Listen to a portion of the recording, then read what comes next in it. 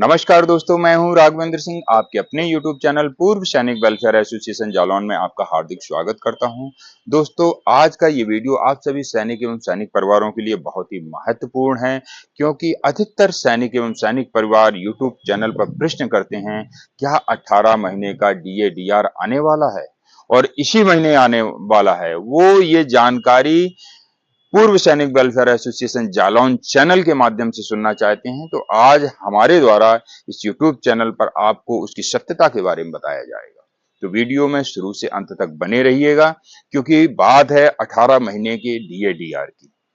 इसमें कितनी सत्यता है और क्या ये आपको वाकई में मिल रहा है और इसी महीने मिल रहा है, इसके बारे में मैं आपको पूरी जानकारी दूंगा।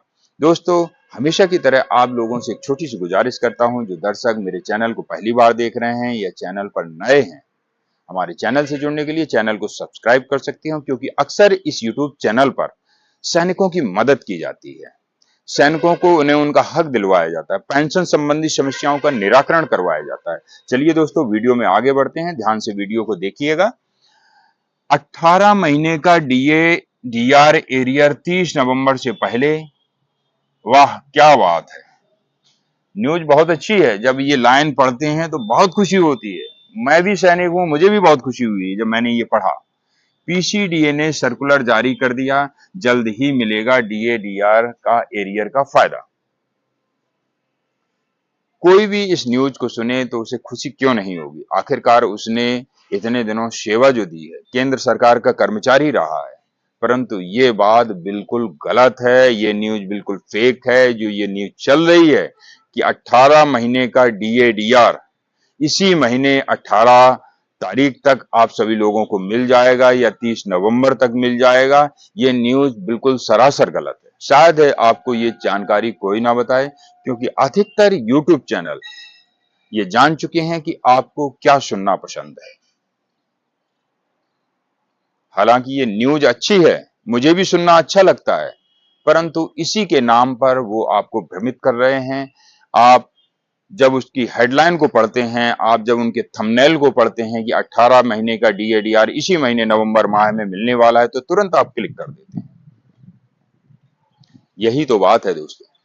ऐसे YouTube चैनल आप लोगों को भ्रमित करने के अलावा कुछ नहीं करते हैं, तो इनसे सावधान रहिए। ये न्यूज बिल्कुल सरासर गलत है। ना ही 18 महीने DA/DR को लेकर केंद्र सरकार की तरफ से कोई ऑथेंटिक जानकारी आई है, और ना ही PCDA ने ऐसा कोई सर्कुलर जारी किया है जिससे 18 महीने के DA/DR की पुष्टि हो।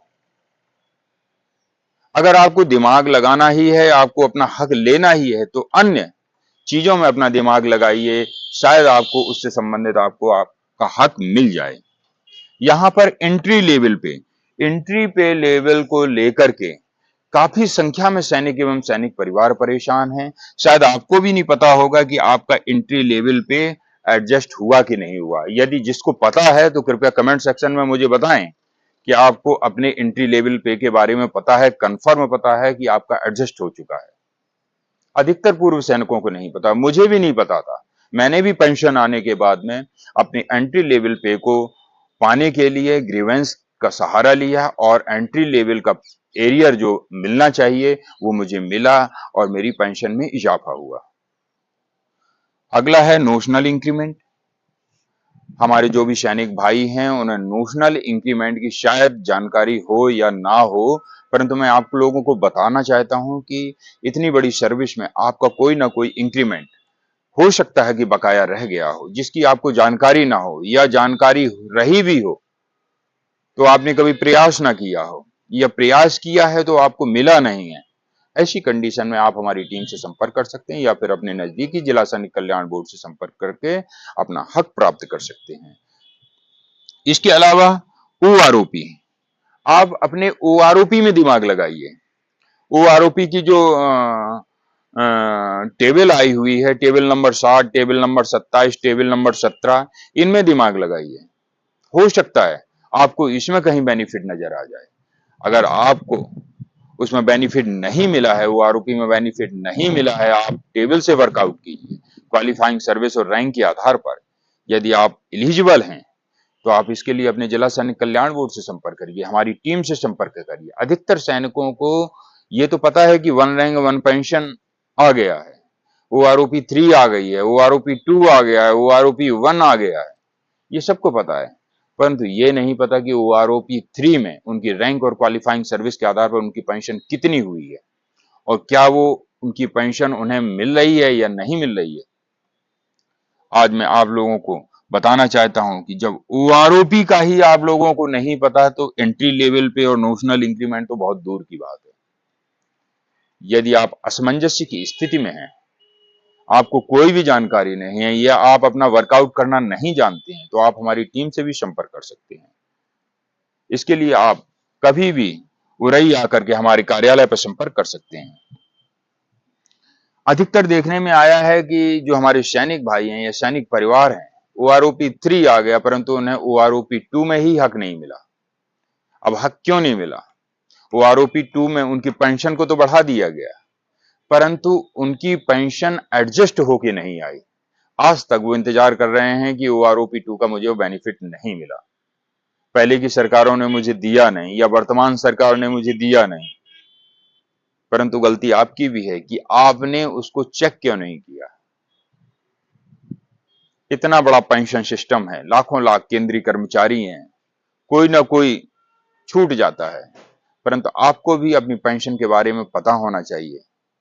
और यदि नहीं पता है किसी कारण से तो आप किसी का सहारा ले सकते हैं। इसके अलावा मैं आप लोगों को MACP स्कीम, अधिकतर पूर्व सैनिक साथी MACP स्कीम से भी वंचित हैं। 17 साल सर्विस करके आए हैं, सिपाही रैंक में सर्विस करके आए हैं, परंतु 16 साल में जो MACP हवलदार मिलना है उसके लिए आप लोगों ने प्रयास नहीं किया। सेवा में रहते हुए MACP का पार्ट ऑर्डर नहीं करवाया, रिटायरमेंट के बाद में MACP को पाने के लिए कभी प्रयास नहीं किया। लेकिन आप लोगों को बता दें कि जितने भी 17 साल सर्विस करके सिपाही पेंशन आए हैं, उन सभी को 1 रैंक 1 पेंशन में हवलदार की पेंशन मिल रही है। यदि MACP का पार्ट ऑर्डर हुआ है तो, और नहीं हुआ है तो फिर भगवान मालिक है। इसके लिए आप सही से चेक कीजिए क्या आपके सभी MACP का पार्ट ऑर्डर, एक 8 साल सर्विस होने पर इस MACP नायक का पार्ट ऑर्डर होता है, 16 साल सर्विस होने पर MACP हवलदार का पार्ट ऑर्डर होता है और 24 साल होने पर MACP नायब सूबेदार का पार्ट ऑर्डर होता है। इन तीनों में से यदि आपका कोई पार्ट ऑर्डर शेष है तो उसको आप सही से चेक कीजिए, और अगर आपका पार्ट ऑर्डर एडजस्ट नहीं हुआ है तो आप अपने नजदीकी जिला सैनिक कल्याण बोर्ड से संपर्क करें या फिर अपने रिकॉर्ड ऑफिस से संपर्क करें या फिर हमारी टीम से संपर्क करें। MACP नायब सूबेदार के संबंध में कई हमारे सैनिक साथी प्रश्न करते हैं कि MACP नायब सूबेदार की पेंशन ज्यादा है या ऑनरी नायब सूबेदार की पेंशन ज्यादा है। मैं आप लोगों को यहाँ पर पुनः क्लियर करना चाहता हूँ, पिछले दिनों मेरे द्वारा MACP के संबंध में बहुत ही वीडियो बनाए गए हैं, एंट्री लेवल पे को लेकर के बहुत वीडियो बनाए गए हैं। इसके अलावा नोशनल इंक्रीमेंट को लेकर के भी वीडियो बनाए गए हैं, परंतु यदि आपने उन सभी वीडियो को नहीं देखा है तो अभी जाकर के मेरे वीडियो को देख सकते हैं और अधिक जानकारी प्राप्त कर सकते हैं। क्योंकि हमारे इस YouTube चैनल पर जो भी जानकारी बताई जाती है वो आपको जानकारी के साथ साथ हम उसे आपको दिलवाने का भी प्रयास करते हैं। ऐसा नहीं है कि मैंने बता दिया कोई जानकारी और साइड में निकल गया, नहीं, हमारी टीम का यही उद्देश्य रहता है, आपको जो भी जानकारी इस YouTube चैनल के माध्यम से दी जाती है, यदि आपको कहीं उसका हक नहीं मिल पा रहा है तो आप हमारी टीम के पास आइए, हमारी टीम वो आपका हक दिलवाने में मदद करेगी। इसके अलावा मैं आप लोगों को यहां पर बता देना चाहता हूं, लास्ट पॉइंट है 30 जून और 31 दिसंबर के जो भी रिटायरी हैं उनको साल में 2 बार इंक्रीमेंट लगते हैं, एक तो 1 जुलाई और एक 1 जनवरी। मान लीजिए आपका 1 जनवरी को इंक्रीमेंट लगना है और आप 31 दिसंबर को रिटायर हो गए, यानी कि इंक्रीमेंट के ठीक एक दिन पहले। ऐसी कंडीशन में आपको इंक्रीमेंट से वंचित किया गया, आपको उस इंक्रीमेंट का फायदा नहीं दिया गया। यदि आप प्रयास करें तो आपको वो इंक्रीमेंट मिल सकता है।